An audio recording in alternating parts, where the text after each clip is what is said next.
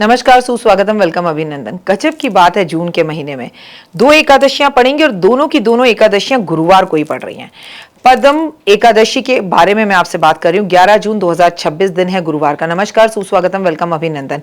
मैं हूं आपके साथ आपकी अपनी होस्ट एंड दोस्त डॉक्टर वायरा की। आपका स्वागत अभिनंदन करती हूँ आपके, मेरे और माता रानी के इस खूबसूरत से यूट्यूब चैनल पर, जिसका नाम है माता रानी का प्यारा सा चैनल डॉक्टर वायरा की। कैसे हैं आप? आपका स्वागत अभिनंदन है। आप दिल्ली रहें, आप गाजियाबाद रहें, बस आप खुश रहें, महान रहें, क्योंकि आपको मालूम है कि इस बार जेठ का महीना 2 बार था। अधिक मास खत्म हो चुका है, पुरुषोत्तम मास 15 तारीख को संपूर्ण हो रहा है। लेकिन ये वाली जो एकादशी है, आपको मालूम है कि ये कब पड़ रही है? ये 11 जून को पड़ रही है। तो ये अधिक मास वाली ही एकादशी है। तो आपको पुरुषोत्तम मास की इस आखिरी एकादशी की, जो कि साल में 3 साल में एक बार पड़ती है, इसलिए अपने आप में खास है। और क्योंकि ये एकादशी पद्म एकादशी का महत्व आपको जितना बताऊं उतना कम है, क्योंकि एकादशी 3 साल में एक बार पड़ रही है और इस बार गुरुवार को पड़ रही है। तो धार्मिक मान्यताओं के अनुसार सच्चे मन से व्रत करने से, सच्चे मन से भगवान की सेवा करने से और कुछ उपाय करने से आपको सभी सिद्धियों की प्राप्ति होगी। इस एकादशी पर दान का सबसे ज्यादा महत्व है। मैं आपको बता दूं, कार्यक्रम की शुरुआत पहले हमेशा की तरह बिलीव इन कर्मा।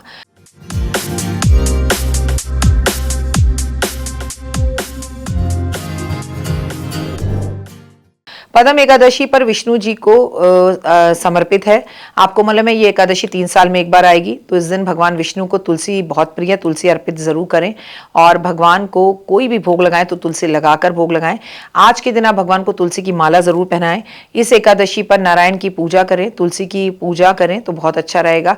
आपको इस दिन जो है तुलसी तोड़नी नहीं है, पहले से तोड़कर रखनी है। सुबह सवेरे जल्दी उठना है, उठकर स्नान आदि कर और भगवान विष्णु का तस्वीर या मूर्ति सामने रखकर, श्री यंत्र रखकर उनकी पूजा करनी है। आपको उन पर श्री यंत्र सामने रखकर आपको उन्हें पीला चंदन का तिलक लगाना है। पीला चंदन का तिलक अपने माथे पर भी लगाना है। इससे महालक्ष्मी बेहद प्रसन्न होती हैं। हो सके तो इस दिन अपने घर के अंदर पोछे के पानी में भी चंदन डलवा कर घर के अंदर पोछा लगाएं।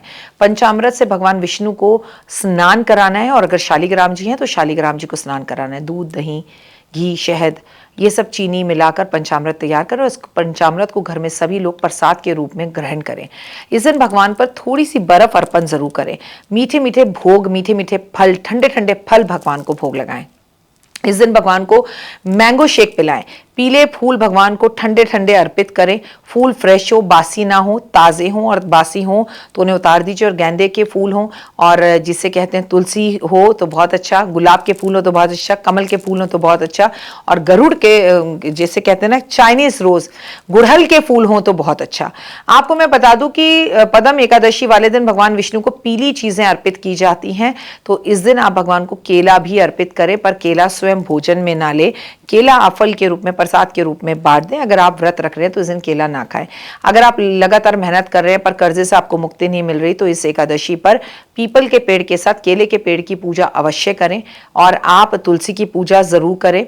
आप जितना हो सके शम्मी के पेड़ की पूजा करें और इन सब जगहों पर घी के दिए जलाएं, क्योंकि ये अब 3 साल बाद आएगी एकादशी और इस एकादशी पर बहुत महत्व है दीपदान का।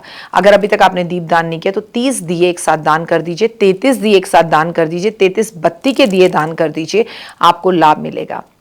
मैं आपको बता दूं कि आपको लड्डू बनाकर भगवान को अर्पित करने चाहिए। सूर्य देव की पूजा करनी चाहिए। इससे आपके अंदर ऊर्जा, सकारात्मकता आएगी और आपके जीवन में मान सम्मान और सौभाग्य बढ़ेगा। एकादशी वाले दिन आपको अपने जीवन में अगर तरक्की चाहिए तो बहुत ज़्यादा ज़रूरी है कि आप एक पीपल का पेड़ इस दिन लगवाएं, केले का पेड़ इस दिन लगवाएं। अगर आपको पैसे में अटकन हो रही है तो श्री हरि की पूजा करें, आराधना अर्चना करें और कपूर लैंप पूरे घर के अंदर जलाएं। आप किसी ब्राह्मण को पीली धोती भेंट स्वरूप जरूर दें। किसी ब्राह्मण को घर में राशन डलवा दीजिए। पति पत्नी के बीच में अनबन चल रही है तो इस दिन मीठा शरबत बंटवा दीजिए और उस मीठे शरबत में थोड़ा सा केसर मिला दीजिए, तो भी आपको काफी लाभ होगा।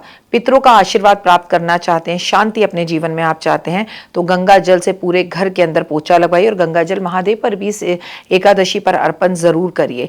जितना हो सके दान पुण्य करिए। वस्त्र का दान कीजिए, आप गौ सेवा कीजिए, गौशाला में जाकर धन का दान कीजिए, आप भंडारे बांटिए, जल का शरबत का वितरण करिए, अन्न का वितरण करिए।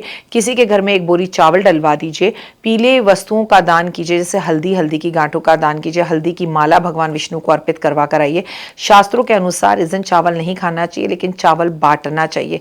कोई नवजात शिशु है तो उसके घर में कुछ वस्त्र और कपड़े दे आइए अगर उसको ज़रूरत है, और किसी के घर में पंखा लगवा सकते हैं लगवा दीजिए, बहुत सारी तुलसी कहीं पर लगवा सकते हैं तो लगवा दीजिए। किसी भी प्रकार का झगड़ा किसी से ना करें, किसी और के घर का भोजन ना करें, फिर चाहे आपने व्रत रखा हो या ना रखा हो, इससे कोई फर्क नहीं पड़ता। मांस, मदिरा, मच्छी, शराब, सिगरेट, सुपारी, इन चीज़ों से दूर रहें।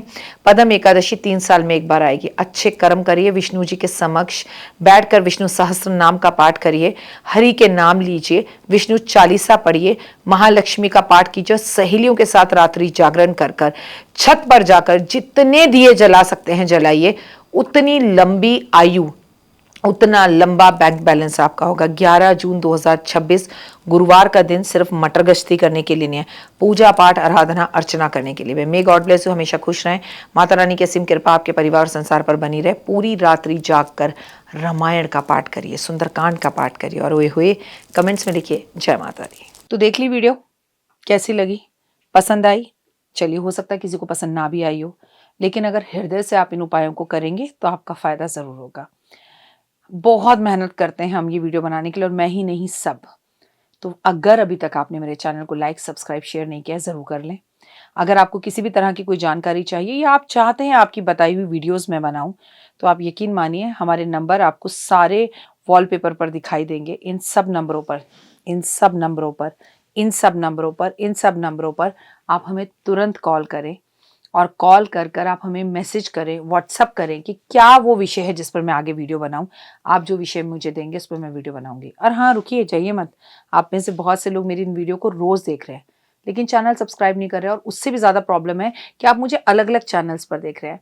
मेरा असली चैनल यही है, सिर्फ यही डॉक्टर वाई राखी एस्ट्रोलॉजर चैनल पर ही मुझे देखिए, और कहीं नहीं। ये मेरी आपसे रिक्वेस्ट है। जय माता दी।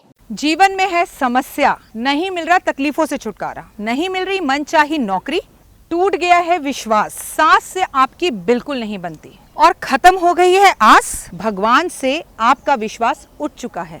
टैरो के 78 कार्ड खोलेंगे भविष्य का राज। सरकारी नौकरी से हैं आप कोसों दूर, कुंडली जगाएगी कुंडली जागरण, कुंडली बताएगी आपका भविष्य। ऊपर से ये जादुई हवाएं, ऊपरी हवाएं, जादू टोना तंत्र विद्याएं, पति पत्नी और वो, करना होगा खुद पर विश्वास। दीजिए मुझे भी एक मौका, अपनी कुंडली दिखाइए, टैरो कराइए, लेकिन अपनी जिंदगी को जल्द बदलवाइए। मैं हूं डॉक्टर वाई राखी।